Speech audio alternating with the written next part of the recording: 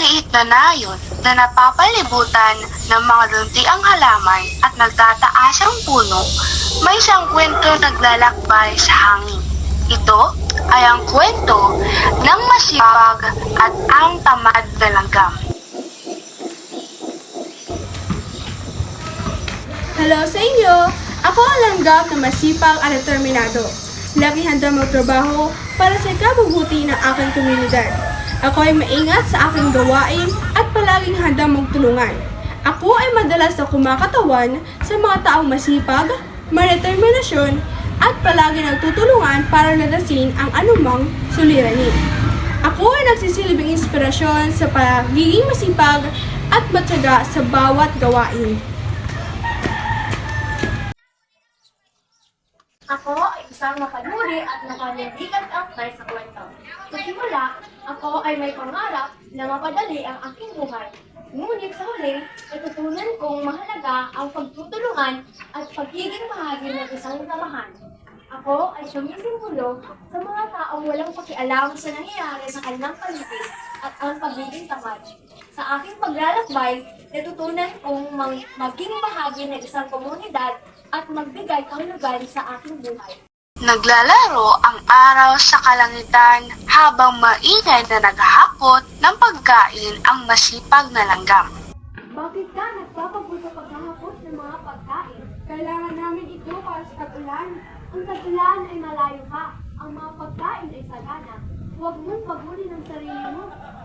Pwede ba kami magpatulong sa iyo sa paghakot ng mga pagkain? Hindi natin alam kung kailan dahil yung pagsulong, kahit kailangan natin maghanda.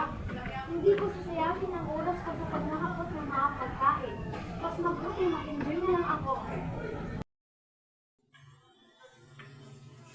Sa pagdating ng ulan, hindi maiiwasan ang mga pagsubok at hirap na haharapin ng tamad na langgam. Naging ng tutum at ginaw, humingi ng tulong ang tamad na langgam sa masipag na langgam.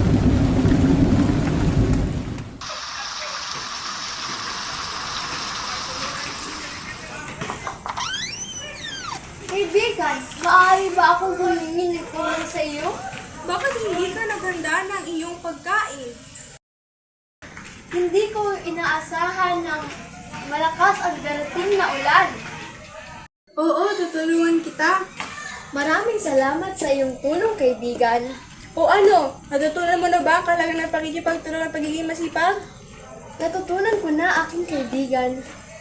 Ang kwento ng masipag na langgam at ng tamad na langgam ay nagpapaalala sa atin na ang pagtutulungan, pagtsatsaga at pagiging masipag ay mga mahalagang katangian na nagdadala ng tagumpay at kaligayahan. Sa ating buhay, tulad ng masipag na langgam, dapat tayong maging handa sa mga hamon na darating. Dapat tayong magtulungan, magtiis at magsikap para sa ikabubuti ng ating sarili at ng ating kapwa.